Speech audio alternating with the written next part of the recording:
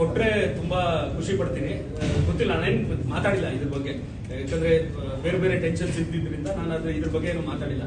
So ಗೊತ್ತಿಲ್ಲ, ಮುಂದಕ್ಕೆ ಕೇಳ್ಬೋದೇನೋ, ನಾನು ಅವರು ಅಂದ್ಬಿಟ್ಟು ಮಾಡ್ಬೋದೇನೋ, ಗೊತ್ತಿಲ್ಲ. ಏನ್ ಬೇಕಾಗ್ತದೆ.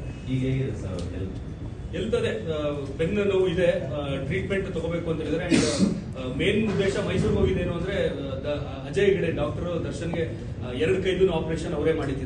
ಇದು ಆಕ್ಸಿಡೆಂಟ್ ಆದಾಗ, ಶೂಟಿಂಗ್ ಟೈಮಲ್ಲಿ ಬಿದ್ದಾಗ.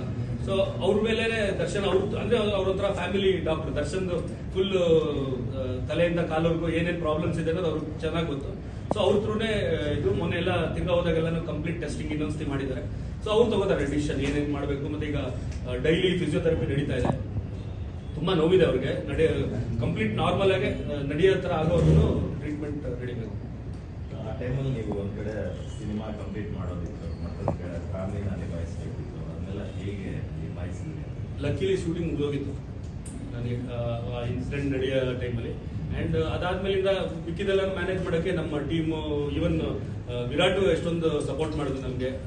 ನಮ್ಮ producer executive producer Premu Jayanth ಅವರು ನಂದು ಕೆಲಸನ ಸ್ವಲ್ಪ ಅವರು ತಗೊಂಡು ಎಲ್ಲ ಮಾಡಿದ್ದಾರೆ. ಅಂದ್ರೆ ಎಲ್ಲ ಅವರು ನಂಗೆ ಏನೇನ್ ಬೇಕಂತ ಅವ್ರು ಹೇಳ್ತಾ ಇದ್ದೆ, ಅವರೆಲ್ಲ ಮಾಡಿದ್ರು. ನಾನು ಫೈನಲ್ ಚೆಕ್ ಅದ್ರಲ್ಲಿ ಏನೇನು ಕರೆಕ್ಷನ್ಸ್ ನನಗೆ ಹೆಂಗ್ ಬೇಕು ಹಂಗಿದ್ಯಾ, ಇಲ್ಲ ಏನಾರ ಕರೆಕ್ಷನ್ಸ್ ಬೇಕಾಗಲ್ಲ ನಾನು ಮಾಡಿಸ್ತೀನಿ.